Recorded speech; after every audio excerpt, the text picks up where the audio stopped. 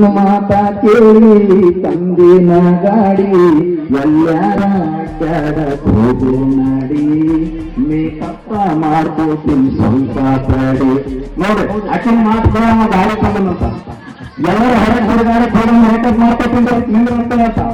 ಹಾಗಾಗಿ ಅಂತ ವಿಷಯಗಳನ್ನ ನಮ್ಮ ಮಕ್ಕಳು ಅಣತಂದರು ಏನು ಹಾಡಾಡಿ ಹಾಡಾಗ್ಲತ್ತಾರ.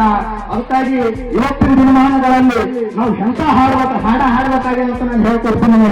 ಎಂತ ಹಾಡ್ಬೇಕಂತಂದ್ರ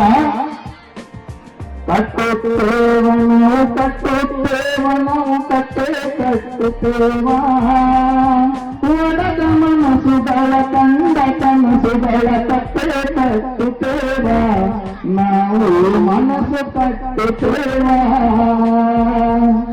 ಜಾತಿ